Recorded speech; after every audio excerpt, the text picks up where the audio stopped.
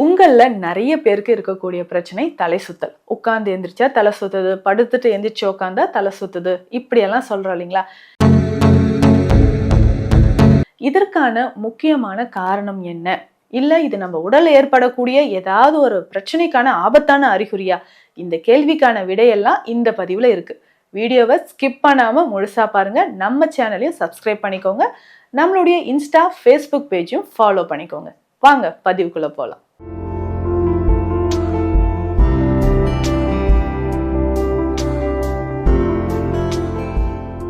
வணக்கம், நான் doctor Nithya, Siddha physician. இந்த பதிவில் நம்ம எதை பற்றி பார்க்க போகிறோம்? பெரும்பாலும் நிறைய பேருக்கு இருக்கிற ஒரு பிரச்சனைங்க.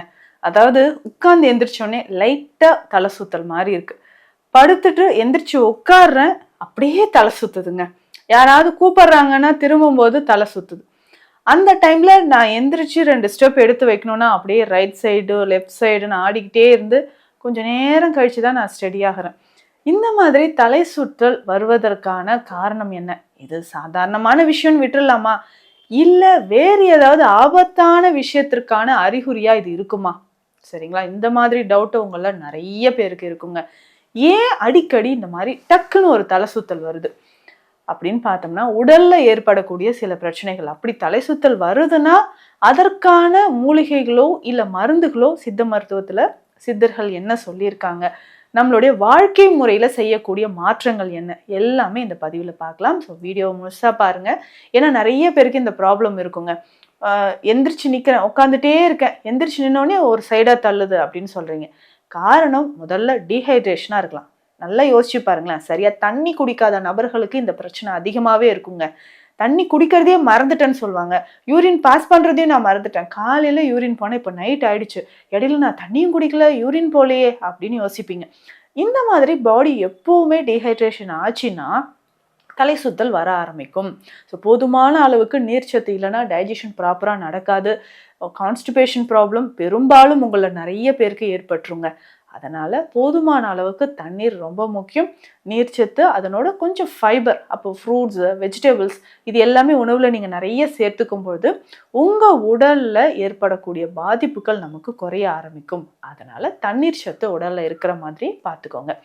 ரெண்டாவது முக்கியமான விஷயம் என்ன தெரியுங்களா? இந்த பிளட் ப்ரெஷர் அப்படின்னு சொல்றதுங்க. இந்த பிளட் ப்ரெஷர் நார்மலாக மெயின்டைன் ஆகணும். இப்போலாம் பார்த்தீங்கன்னா 20-25 இயர்ஸில் இருக்கக்கூடியவங்களுக்கே ஹை பிளட் ப்ரெஷர் வருது. அதே மாதிரி நிறைய பேருக்கு, அதுவும் பெண்கள் நிறைய பேருக்கு ரொம்ப லோ பிபியாக இருக்குது. அப்போ பிளட் ப்ரெஷர் அதிகமானாலும் குறைவானாலும் இந்த மாதிரி ஒரு தலை சுத்தல் வர ஆரம்பிச்சிடும்.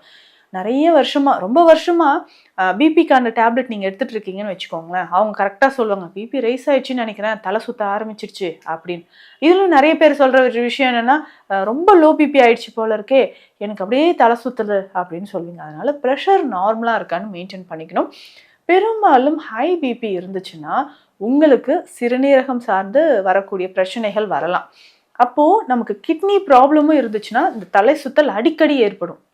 அப்போது பிபி இருந்துச்சுன்னா நமக்கு பிபி எந்த அளவுக்கு இருக்குது, நம்ம என்ன மாதிரியான உணவுகள் எடுக்கிறோம், கிட்னியோட ஃபங்க்ஷன் நார்மலாக இருக்கா, இது எல்லாமே நீங்கள் கரெக்டாக செக் பண்ணிக்கோங்க.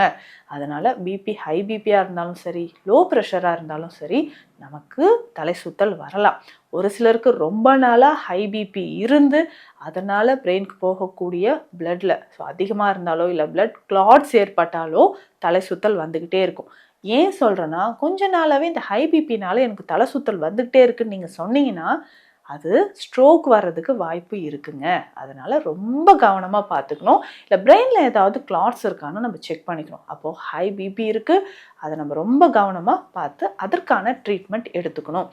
அடுத்து முக்கியமான காரணம் என்னென்னா, இன்னர் இயர் ப்ராப்ளம். உங்கள் காது பகுதியில் உள்ள நமக்கு ஏதாவது ப்ராப்ளம் இருக்கா? நிறைய பேர் சொல்வீங்க, எனக்கு காது உள்ள ஹோல் இருக்குன்னு சொல்கிறாங்க, ஏர்ட்ரம் ப்ராப்ளம் இருக்குது அப்படின்னு சொல்லுவாங்க. இன்னும் ஒரு சிலருக்கு டினிட்டஸ் சொல்லுவாங்க, காதில் எப்போவுமே ஒரு சவுண்டு கேட்டுக்கிட்டே இருக்கிற மாதிரி, ஒரு இரைச்சல் கேட்குற மாதிரி இருக்கும். அந்த மாதிரி இருக்கிறவங்களுக்கும் தலை சுத்தல் கண்டிப்பாக வரலாம். அந்த ஈக்லிபிரியம் சேஞ்ச் ஆகும்போது, பேலன்ஸாக இல்லைன்னு சொல்லும்போது தலை சுத்தல் வரலாம். ஸோ இந்த மாதிரி காரணங்கள் இருக்குன்னா உங்கள் காது பகுதியை செக் பண்ணிக்கோங்க. அதற்கான சிகிச்சைகள் என்னவோ உடனடியாக அதை நம்ம எடுக்கணும். இன்னும் ஒரு சிலருக்கு தலை சுத்தல் வருதுன்னா நமக்கு சுகர் ஒரு reason. So high sugar level என்ன பண்ணுது அப்படின்னு பார்த்தோம்னா தலை சுத்தல் வரலாம். ஸோ சரியாக உணவு எடுக்க முடியாத ஒரு நிலையிலையோ இல்லை அடிக்கடி நமக்கு பிபி ரைஸ் ஆகிற மாதிரி சுகர் லெவலும் ரைஸ் ஆகுது, இல்லை இதனுடைய கொலஸ்ட்ரால் லெவலும் அதிகமாகுது அப்படின்னு சொல்லும்போது உங்களுக்கு ஒரு தலை சுத்தல் ஏற்படலாம். அடுத்து முக்கியமான காரணம் என்ன தெரியுங்களா? நம்ம ஃபுட் சரியாக உணவு எடுக்காமல் இருந்தாலும் சரி, அதிகமான உணவு எடுக்கிறவங்களுக்கும் சரி, டைஜஷன் சரியாக ஆகலைன்னா நம்ம வயிற்றுப்பகுதியில் ஆமம் அப்படின்னு சொல்லுவாங்க சித்த மருத்துவத்தில். ஆமம் அப்படின்னா செரிமானத்தன்மை குறைவாக இருக்கக்கூடிய ஒரு நிலை, அப்போ மந்தமாக இருக்கக்கூடிய ஒரு நிலை. ஸோ அப்போ லேட் நைட்டில் ஃபுட் எடுக்கிறது, ஹெவியாக டைஜஷன் ஆகாமல் இருக்கக்கூடிய உணவுகளை நிறைய எடுக்கிறது, இது எல்லாமே பார்த்திங்கன்னா நம்ம உடலில் அந்த ஆமம் சேர்ந்து இருக்கும்போது அது தலை வரைக்கும் ஏறுது. ஸோ அந்த வாயு அதிகமாகும்போது தலை சுத்தல் வரலாம். இதுவும் நீங்கள் கவனமாக பார்த்துக்கோங்க. அடுத்து முக்கியமான ரீசன் என்னென்னா, நீங்கள் ஏதாவது ஒரு மருந்துகள் சாப்பிட்டுட்ருக்கீங்க, அதனோட சைடு எஃபெக்டாக கூட நமக்கு தலை சுத்தல் வரலாம். இதுவும் கவனமாக நம்ம பார்த்துக்கணும். நீண்ட நாளாக நீங்கள் டாக்டரை கன்சல்ட் பண்ணிவிட்டு ஒரு மெடிசன் எடுக்கிறீங்க, ஒரு ப்ராப்ளம்க்கு நீங்கள் ஒரு மெடிசன் ஸ்டார்ட் பண்ணுறீங்கன்னா அது குறிப்பிட்ட நாள் சொல்லியிருப்பாங்க, இத்தனை நாள் மட்டும் எடுங்கன்ட்டு. ஆனால் அந்த ப்ராப்ளம் வரும்போதெல்லாம் திரும்ப திரும்ப அந்த மெடிசனை நீங்கள் யூஸ் பண்ணிக்கிட்டே இருக்கிறீங்கனாலும் தலை சுத்தல் வரலாம். ஸோ ஓவர் டோஸ் ஆனாலும் நமக்கு வரலாங்க, அதையும் செக் பண்ணிக்கோங்க. இது எல்லாத்தையும் விட ஒரு முக்கியமான ரீசன் நிறைய பெண்களுக்கு, ஸோ இப்போ 2ல் ஒரு பெண்ணுக்கு இந்த பிரச்சனை இருக்குது அப்படின்னு சொன்னீங்கன்னா அனிமியா அப்படின்னு சொல்கிற இரத்த சோகை. இந்த இரத்த சோகை இருக்கிறவங்களுக்கு பெரும்பாலும் அடிக்கடி தலை சுத்தல் வருது, மூச்சு திணறல் ஏற்படுறது, பால்பிட்டேஷன் நெஞ்சு படபடப்பு ஏற்படுறது, இது எல்லாமே நடக்குதுங்க. ஸோ அதனால் அனிமியா இருக்கா, இரத்த சோகை இருக்கா அப்படின்னு செக் பண்ணிக்கோங்க. உங்களுடைய ஹீமோகுளோபின் லெவல் எவ்வளோ இருக்குது. நமக்கே தெரியாமல் இன்டர்னல் ப்ளீடிங் நடந்துட்டுருக்கலாம், அதாவது பைல்ஸோ இல்லை ஃபிஸ்டுலா மாதிரியான பிரச்சனைகள் இருக்கலாம். ஸோ அந்த மாதிரி இருந்தாலும் அல்சர் தொடர்பான பிரச்சனைகள் இருக்கிறவங்களுக்கும் தலை சுத்தல் வரலாம். இன்னொரு முக்கியமான ரீசன் மலச்சிக்கலுங்க. கான்ஸ்டிபேஷன் இருந்தாலும் தலை சுத்தல் வர்றதுக்கு வாய்ப்பு இருக்குது. ஏன்னா அன்றாடம் நம்ம உடல் கழிவுகளை வெளியேற்றியே ஆகணும். உடல் கழிவுகளை வெளியேற்றலைன்னா கண்டிப்பாக நமக்கு என்ன ஆகுதுன்னா மலச்சிக்கல் தொந்தரவு ஏற்பட ஆரம்பிச்சிடும். ஸோ ரெகுலராக கவனமாக இது எல்லாமே ஃபாலோ பண்ணிக்கோங்க. பேசிக்காக தலை சுத்தல் இருக்குது, நமக்கு ஹை பிபினாலேயோ இல்லை சுகர்னாலேயோ இல்லை அனிமியா இருக்குது, ஸோ இதனால் நமக்கு தலை சுத்தல் ஏற்படுது அப்படின்னா நெல்லிக்கற்பம் நீங்கள் எடுத்துக்கலாம். பொதுவாக இந்த நெல்லிக்கற்பம் ஹீமோகுளோபின் லெவல் இன்க்ரீஸ் பண்ணுறதுக்கு நல்லாவே யூஸ்ஃபுல்லாக இருக்குங்க. அதனோட சேர்த்து பார்த்திங்கன்னா ஹை பிபி இருக்குது, அதை கண்ட்ரோல் பண்ணுறதுக்கும் நெல்லிக்கற்பம் பயன்படுது. ஸோ ரெகுலராக நெல்லிக்கற்பம் அப்படின்னு சொல்கிறது நம்ம உடலோட மொத்த இயக்கத்திற்குமே ரொம்ப ரொம்ப நல்லது. கற்ப மருந்து இல்லைங்களா? ஸோ இதை நம்ம ரெகுலராக எடுத்துகிட்டு வரலாம். அடுத்து முக்கியமாக பார்த்திங்கன்னா கோரக்கர் சூரணம் இருக்குது. ஸோ சித்த மருத்துவத்தில் கோரக்கர் சூரணம் அப்படின்னு சொல்கிறது இது ஒரு பேசிக்கான காயக்கற்ப மருந்து.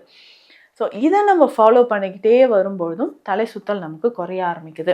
ஸோ இல்லை திடீர்னு நமக்கு வந்து ஹை பிபி ஆகிடுச்சு, கொலஸ்ட்ரால் லெவல் ரொம்ப அதிகமாகிடுச்சு, அதை நம்ம ரெடியூஸ் பண்ணணும் அப்படின்னு நினச்சிங்கனாலும் கோரக்கர் சூரணம் நம்ம பயன்படுத்தலாங்க. ஸோ இதனோட பார்த்திங்கன்னா ஒரு சிலருக்கு சரியாக தூக்கம் இல்லாமல் இருக்கிறது, ஓசிடி மாதிரியான பிரச்சனைகள் இருக்குது, அந்த மாதிரி இருந்தாலும் திடீர்னு நமக்கு தலை சுத்தல் ஏற்படலாம். ஓசிடி ப்ராப்ளம்க்குமே நம்ம என்னென்னா அதிகமாக சைடு எஃபெக்ட்ஸ் இல்லாத சித்த மருந்துகள் இருக்குது, அதையும் நம்ம ஃபாலோ பண்ணிட்டு வரலாம். இப்போ நார்மலாக ஒரு தலை சுத்தல் இருக்குன்னா நம்ம 1 நாள் 2 நாள் பார்க்கலாம். அடிக்கடி இந்த மாதிரி பிரச்சனை வந்துச்சுன்னா உடலில் ஏதாவது ஒரு பிரச்சனையோட சிம்டமாக தான் அது இருக்கும். அதனால் அதை அலட்சியப்படுத்தாதீங்க. ஸோ பாடி எப்போவுமே ஹைட்ரேட்டாக போதுமான அளவு தண்ணீர் குடிக்கிறது, ஃப்ரூட்ஸ் அண்ட் வெஜிடபிள்ஸ் அதிகமாக சாப்பிட்டுக்கோங்க.